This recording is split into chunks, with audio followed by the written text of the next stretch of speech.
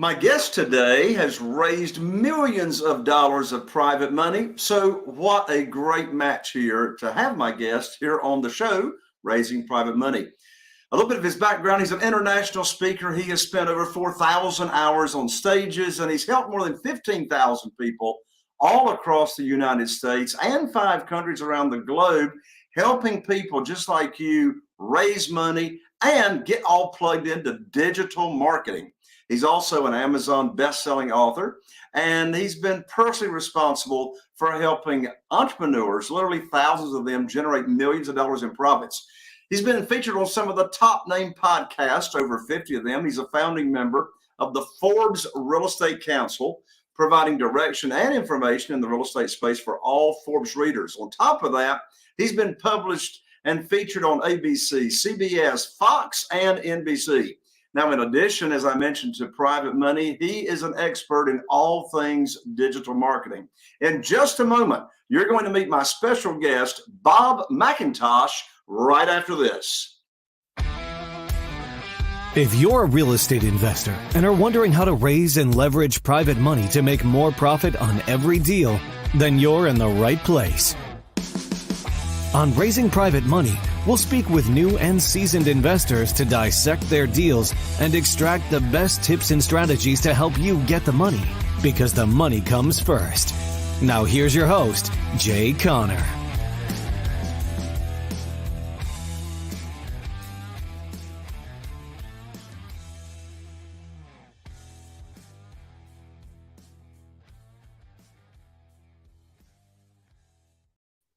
Well, hey, Bob, welcome to the show.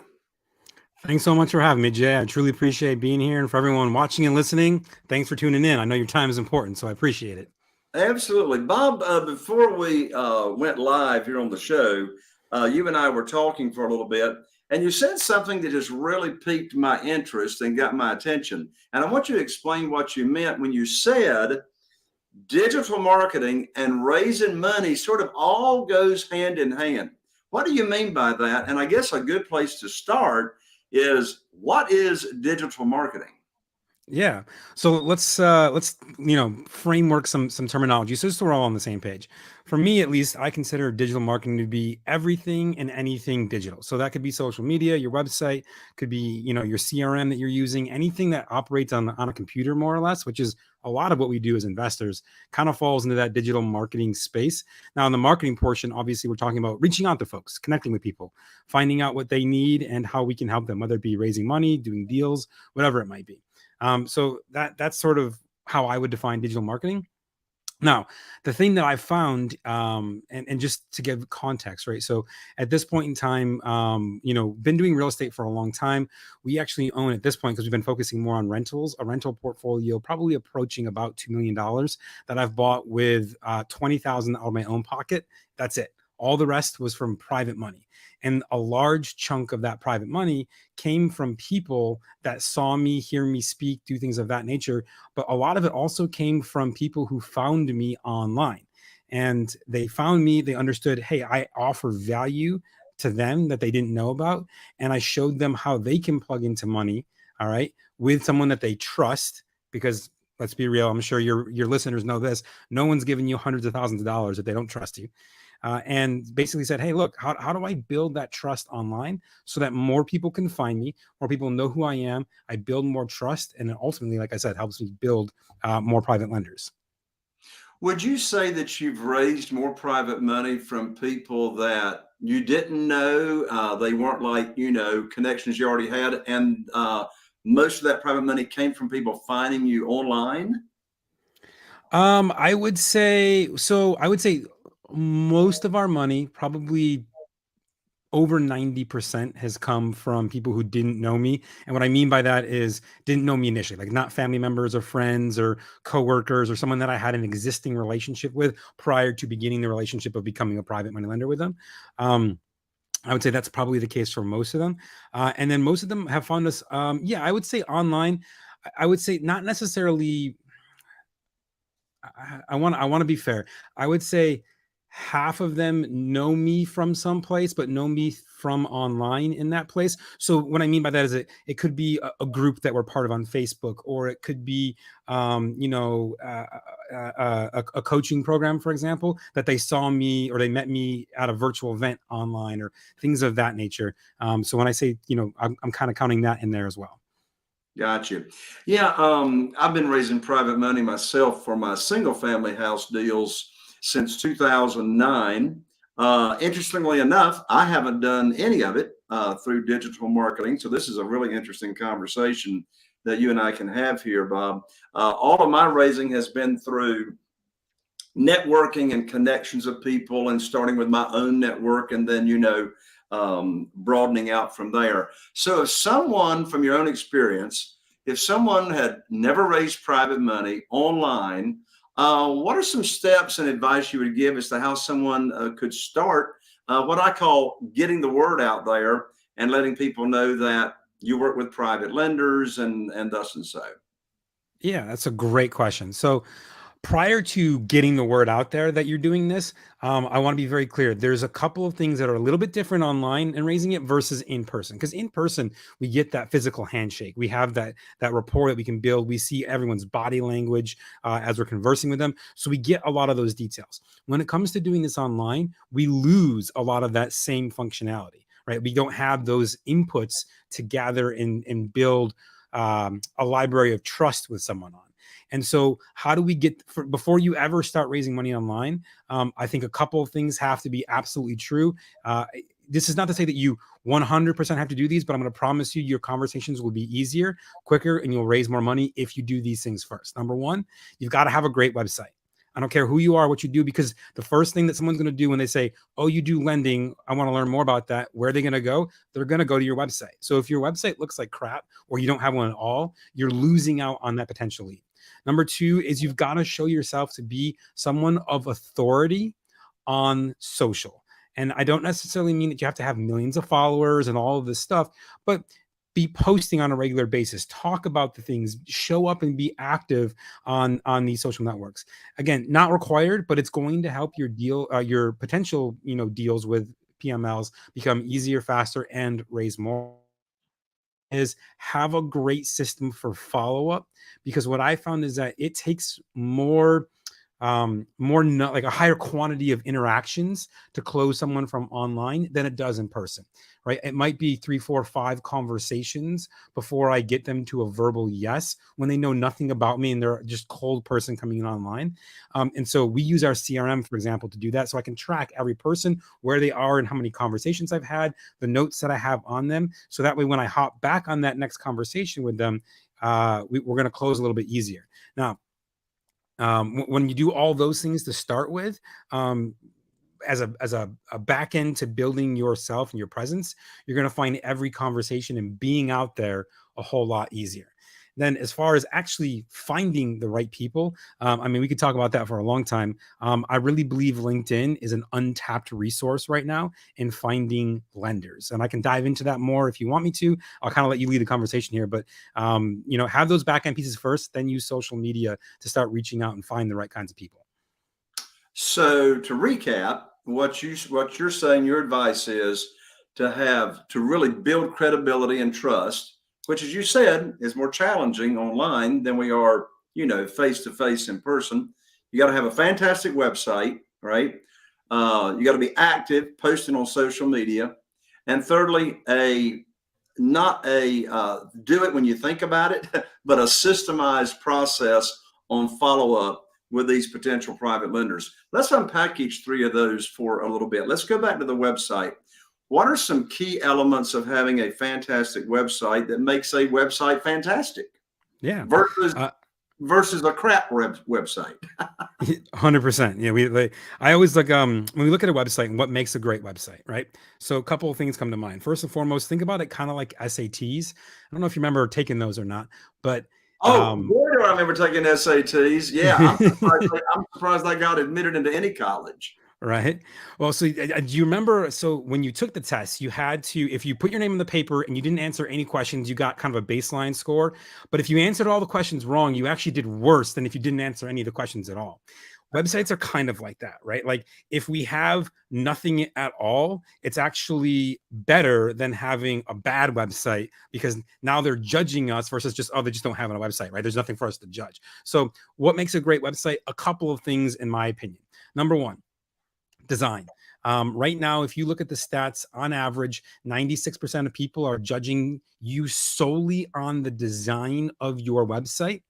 And 94% will leave within less than 5 seconds if the design is bad, outdated, or just looks, janky.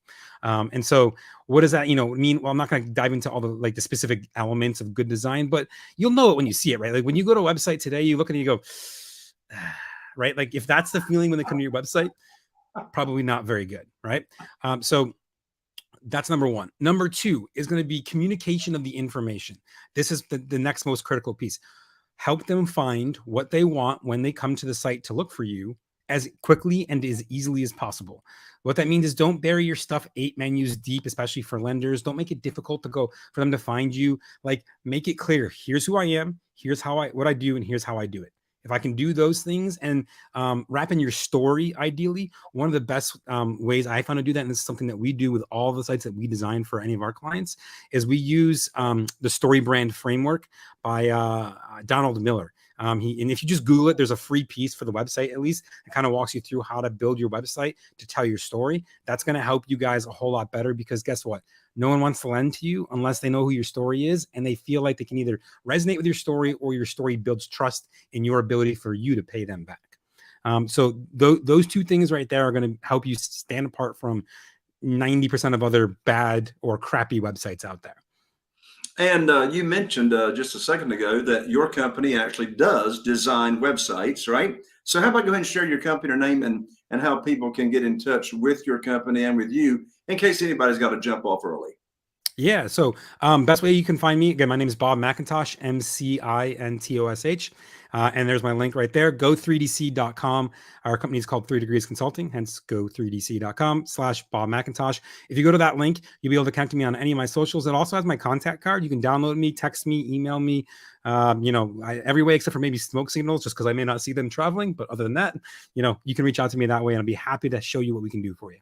That's awesome. So to get that fantastic website where people trust you and you got immediate credibility, Bob is at www.go3dc.com/Bob McIntosh, and that's McIntosh.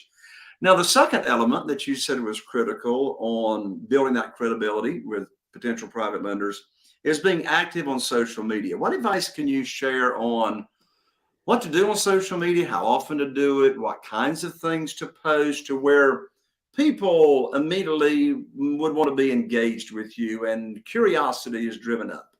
Yeah. So when we look at social media and the best ways to really use it for raising private money, first and foremost, we got to understand that there's 2 social medias as an investor. And now this is true for investors. This is not true for every niche, right? But for real estate investors specifically, there are 2 social medias. What I mean by that is there's the engaging, building following, getting likes, comments, followers, shares, all that social media. And there's the credibility social media. And they are very different. And we can do one or the other, but only one benefits both. So let me break this down real quick. When it comes to getting private money lenders, they don't necessarily care about how many followers you have, how many likes you get, the shares you have. Like that stuff doesn't really matter. What they want to know is, can I trust you? Are you a person of value that I believe if I give my money to, you will pay me back? Okay. That's all that they care about. So we don't have to necessarily post 7 times a day or even once a day. Like if you post 2-3 times even a week, from a credibility standpoint, you'll be fine. Why? Because they're not looking to find you on social media. They're going to find you in other ways that you reach out to them or connect with them. And then they're going to check you out on social media. And all you have to have is content there for credibility. If you simply do that, you'll kind of win the game with the folks who come to find you, because they want to check you out. Now, the other side of this, as I was saying, is for engagement, following, building followers, attracting in audience members. When we look at this will also suffice for this. right? So I can use this methodology to get credibility and to build followers. So in all things being equal, it's better to do the engagement methodology than just the credibility methodology, but understand that the engagement methodology requires very specific content done in specific ways and just a whole lot more work, right? So when we look at this right now, today, this is, May of 2023, right? And I do want to date this because this could change in a week, a month, 6 months, or 12 months. I don't know, because we just don't know social media. But today, what does that mean? That means posting reels on Facebook, Instagram, TikTok, and YouTube Short. That's all that matters. Pictures don't matter. Carousels, kind of, but not really. Videos, but reels. All right. So, and when I say reels, I mean reels on Facebook and Instagram, TikToks on TikTok, and then YouTube Shorts on YouTube Shorts. Right. That's how you get content. Now, as far as quantity and what you should do and all that stuff, talk about the things that your audience is going to care about that you're trying to attract. So, if you need money right now, talk about the ways in which you are helping your current, or you would help theoretical, all right, private money lenders. Now, I do want to be very, very clear. This is a caveat. You should never, ever on your social, on your website, or anything of that, talk about current projects, rates for current projects you've got going on, or anything of that nature. Okay. And I'm being very black or white here. There's obviously lots of shades of gray that we can't operate in for the purposes of this. Again, I'm not an attorney or any of this, but what you don't want to happen is you don't want the SEC coming along saying, well, what are you doing? You are doing it the right way, but I don't know if you are, so I'm going to audit your whole business. So it's always best to talk about things you've actually done, share experiences from other people that you know, so third-party experiences that you've seen, or the way that you might do a hypothetical deal, not an actual deal you have going on. And this is just so you protect yourself. You got to be very careful when it comes to online. Again, I'm sure, Jay has probably taught you guys all the right ways to do private money lending. But the problem with the SEC is this: they don't know if you're doing it right or not. And they're going to audit you, which we don't want. Trust me, it's a financial enema that you'd like to avoid. So don't do it that way. But share things that they're going to care about. How do you protect them in deals? How do you buy deals the right way so that your LTVs are lower? How are you, managing the contracting process so that way things don't overrun? How are you doing the sales process so that houses sell fast so you can pay them back faster? How are you, whatever it is that you're offering, like talk about all the ways that you protect your lenders online and those things, because that's going to educate and transpire people to go, oh, okay, he or she's doing all the right things. That's someone that I want to engage in this conversation with. So you're saying the really good content to give people, and by the way, to make sure everybody understands, what's the difference between a video and a reel? Great question. So a video and a reel, the difference really comes down to the methodology in which you post it to social. So there's a button that says reels. There's a button that says photo and video. You have to choose reel. That's really the only big difference. At the end of the day, a reel is just a video. The only other thing that I'll say is a reel is almost always vertical, not horizontal, right? So, if you're going to shoot a reel, you're almost always going to want to shoot it this way because it's going to help. The formatting on all of those 4 platforms I mentioned is all the same. It's that vertical format. So is a reel, for the sake of the audience here, is a reel the same thing as live streaming? No, a reel is different than live streaming. A reel is a reel. That's the only, so if you go to Facebook or Instagram, there's a button that says reels. That's the only way a reel can be a reel, is if you use that button when you upload your content. On TikTok, it's all the same, so it doesn't matter. On YouTube Shorts, it has to be a YouTube Short. Specifically, this is actually something to take note of. On YouTube, your video cannot be longer than 59 seconds. 59 seconds specifically. And the reason that it's that is because shorts are under 60 seconds. But for whatever reason, at least right now, YouTube is adding a 1 second buffer at the end of videos. And the moment you go over 60 seconds, even 61, it's no longer considered a short by their format anymore. It's now a long form video.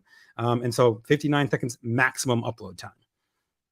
So back to the content, talking about how you take care of your private lenders, those maximum loan to values, how you sell houses quickly, how you manage the projects. What's your opinion of actually videoing, or reeling, excuse me. What's your opinion of actually doing a reel of a case study of a house? I wouldn't call it a case study. That sounds too technical, but a story of a like in single family house of here's one that we just finished. We just got it staged.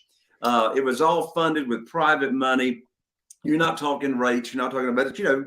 We're planting seeds, right? We're planting Yep. seeds, all funded by private money from my private lenders. And let's take a walk through this house and, do a reel where you're actually showing the house, how beautiful it was. What's your opinion of that?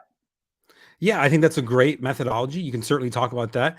Like anything, you want to mix it up. So I would do one or two of those. I'd also talk about, hey, like here's a house. Here's how I bought the house, right? Walk through the process of you buying the house in terms of what you did to find the house, negotiate with the seller, and then say, okay, now it was time for me to buy the house. Well, guess what? I don't have $350,000 sitting in my bank account right now because my money's out working. Right? Just like my lenders. So I actually tapped into my lenders for them to fund this deal and make it happen this way. Right? Then you're going to talk about, hey, now I'm selling the house. Okay. House is done. It's rehabbed. We're selling the process. Here's what's going to happen. We're going to go to closing. We're all going to get checks. My lender will actually get a check directly from my title company or attorney. And that's how they get paid back. And so talk about the process, right? I think a lot of folks ignore the process and where their lenders fit in, because the reality is, as lenders, you fit into literally every single part of the process, because almost none of these deals are going to happen without someone lending you money, unless you're independently wealthy, which is a whole different story. But if you're there, you're probably not listening to this show. So yeah, talk about every step of the way and how the lenders integrated into the process and what they should or could expect to happen throughout that process that you're talking about from a lending perspective. So in the reel, so let's say we're talking about a house, right? And what's your suggested call to action? What's your suggested thing to actually do, the instructions to give to your viewers? Yeah. So if anything. Sorry, took a drink of water and actually it didn't We're help in me. the South, So in the South, we call that went down the wrong hole. it Bless your heart, man. I know how you feel. So as we were talking, there's different schools of thought on these types of social content posting. Should you have a free report or that talks about how to be a safe how to be a private lender and do it safely, how to earn, should there be a report to give away of how to earn high rates of return safely and securely as a private lender? Or the other school of thought, Bob, is, well, should I just tell my story and let the story speak for itself? And if anybody's got curiosity, they're going to reach out to you and direct message you anyway. And now the whole thing is soft, and you're not doing a direct, call to action, telling people what to do. Yeah, so I kind of mixed it up a little bit. My number one call to action is almost always, DM me or reach out to me or, message me or drop a comment and, let's chat if you have questions about how that works. Because usually they're going to have questions, right?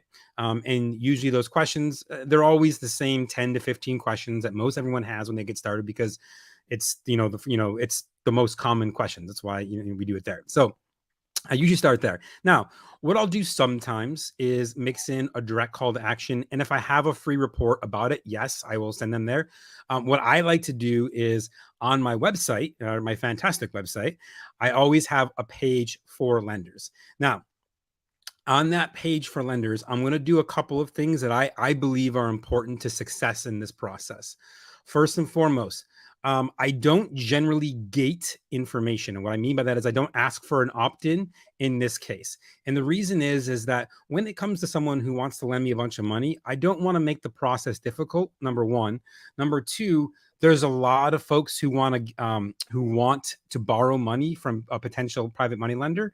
If I make it too difficult, they're going to go to someone else who makes it easier. And there's a lot of folks out there who will make it easier if I don't, right? So that's number two.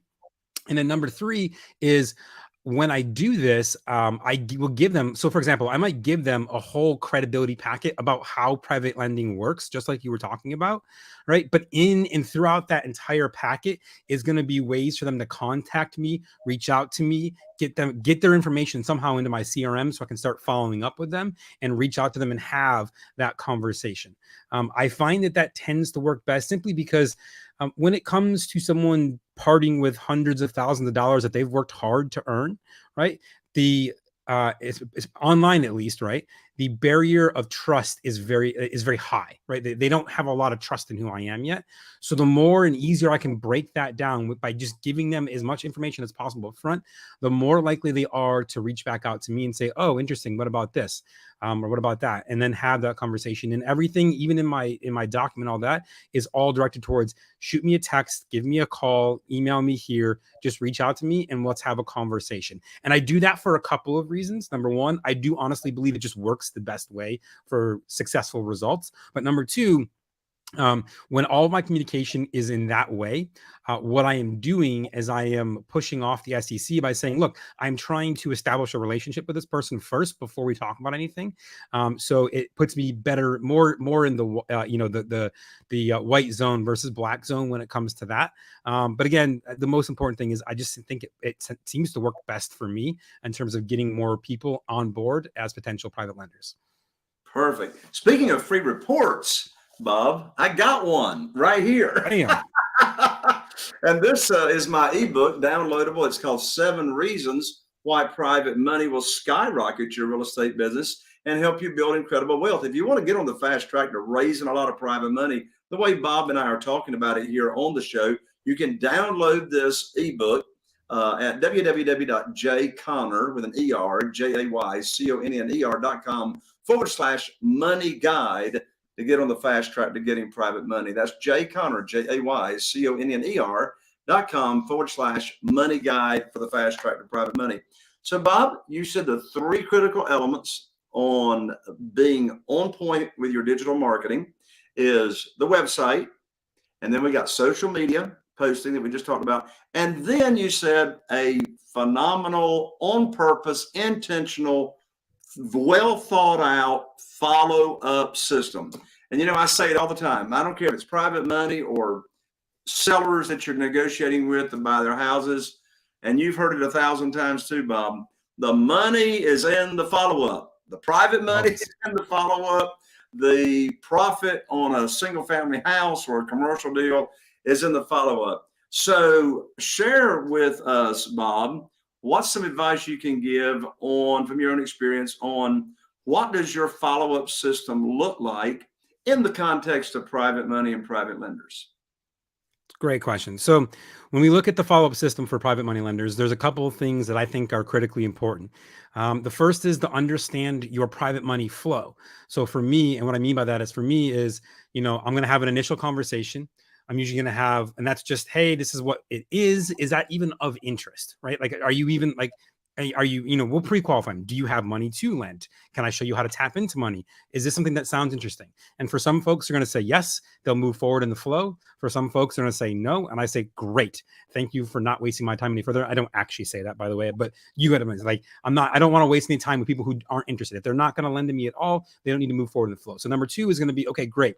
Well, if you're interested, let's schedule a second conversation where we can go into deeper detail about all of the things. I can answer all of the questions that you have. We talk about how we protect your money, the process that we have. I'll share some examples of how we've done this, show you some houses that we've worked on. Now, this all presumes that you actually have stuff. If you don't, that's okay. Third party, other mentors, coaches, and people that you've worked with and how they've done it. Right? I'm sure Jay has a ton of examples of how he's done this. You could say, look, one of my mentors that I listen to every single week is Jay, and Jay, taught me how to do this way, right? So that's going to be your second conversation. Usually at that point, they're going to give you either a yes, I'm willing to do this, or no, I'm not.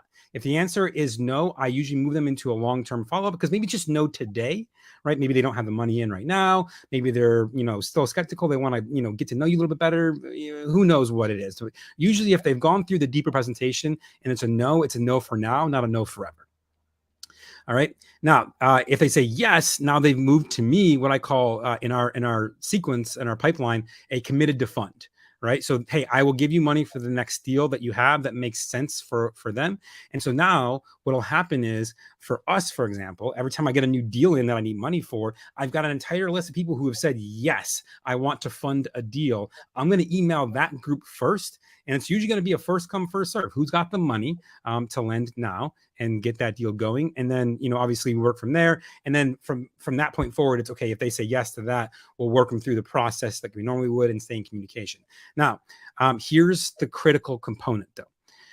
And I want to go back to what I said, the no for now people. The no for now people will almost always become yeses if you follow up with them consistently. So I'm going to send them every time I post about private money on social media. I'm going to email them or text them, hey, just did another post about this. Go check it out here. I'm going to have emails that I write and communicate to them about the deals that we do have going on. When we pay off lenders, usually at least once a year, I recommend this, if not once a quarter, I send out, hey, this, year to date or quarter to date, we've paid X number of dollars in interest to our private money lenders. Why? Because it shows that you're actually doing the process. Now, of course, some of you may be able to do this, some of you may not, and that's okay. And by the way, I include in that all interest I've paid. So if it's a hard money lender, especially for newer investors, right? I'm going to say, hey, look, I paid this much interest out to our lenders because they're still a lender. They may not be considered what we would call private money lender, but it still shows that you are in the process doing this stuff and making it happen. Build it over time, because guess what? Those people, those no for nows will almost always become yeses later on. And then the last thing that I want to talk about from a follow-up standpoint is after you pay somebody back. So now you've gone through, you've done the whole process, you've borrowed the money, you did your thing, you paid them back, they got their interest, everything was good, right? And they're like, wow, man, like the money's flowing in, they're getting excited and happy about it. This is great, right? The next thing that you're going to want to do is follow up with them on another conversation about how much other money they have available for lending. My general rule of thumb is that whenever someone from an online state, when I say online state, what I mean is online connection that met me. Whenever they lend to me and I go through the whole first deal, almost always they will have about 3 times the amount of money they lent readily available for the next deal. They just wanted to kind of dip their toes in with the first one at a lesser amount. Now, is it always the case? No, but generally speaking, between 3 and as high as 6x what they gave you the first time, they'll have sitting around for the next deal, because now you're a proven entity from their point of view. And Bob, I'm going to repeat what I say all the time. They always got more than they tell you. Always. Always. And you know what? They don't want it back. I mean, they don't want it back. Like, I mean, when I'm working with a new private lender, and I'll call them up, I'll say, hey, we're cashing out on this deal and we're going to be paying it off. Inevitably, they'll say, well, can't you just keep the money? Right. And I know you've heard it as well. I tell you what, Bob, you have dropped some golden, not nuggets, but golden rocks is what you have shared here on the show. And so one more time, how can people get in touch with you, Bob? And also review, I mean, you've helped over 15,000 people out here, right? So what are the different ways that you work with your clients as well? Yeah. So we are more than happy to help you. Anything that comes to digital marketing and your real estate business. Specifically, we specialize in 4 different areas. The first is great websites. Whether you're a beginning investor or an advanced investor, we've got something that can work for you. We have a CRM for all of that follow up. So I give you all of my sequences that I actually do. We drop those in, all like literally my entire process that I do. We drop it in for you in our CRM. It's one of the benefits of going with mine versus many of the others that are out there. And then we also do paid advertising and SEO. So if you are, these are really more for advanced investors versus newbie investors or investors with larger budgets. But if you want to get out there and generate more leads, we can help you there. And those are the main ways. If there's anything else, though, I always tell everyone, look, if it involves your business, digital marketing, and real estate, let's chat. You can go to go3dc.com/Bob McIntosh. Get a hold of me. If I can't help you, I probably know someone who can. I'm a wealth of resources from having done this for 15 years. I probably know I know tons of people out there. So always happy to connect the right folks to the right people if I can't help you. But that's where we really focus on helping people grow. That's fantastic, Bob. Thank you so much for sharing your expertise. It's been a blast having you on.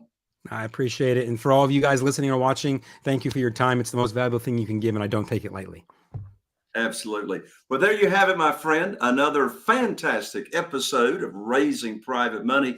I'm Jay Conner, the Private Money Authority, also your host. And I need your help on sharing this episode. If you found this episode valuable, and I know you did, be sure and share it with someone that you know it will make a difference for them. If you happen to be watching on YouTube, be sure and subscribe and click that bell so you don't miss out. And if you're watching on or listening on iTunes or Spotify, be sure and follow as well. I'm looking forward to seeing you right here on the next episode of Raising Private Money with Jay Conner. Are you feeling inspired by the knowledge you gained in this episode? Then head over to jconner.com/moneyguide. That's jconner.com/moneyguide and download your free guide that shares 7 reasons why private money will skyrocket your real estate investing business right now. Again, that's jconner.com/moneyguide to get your free guide. We'll see you next time on Raising Private Money with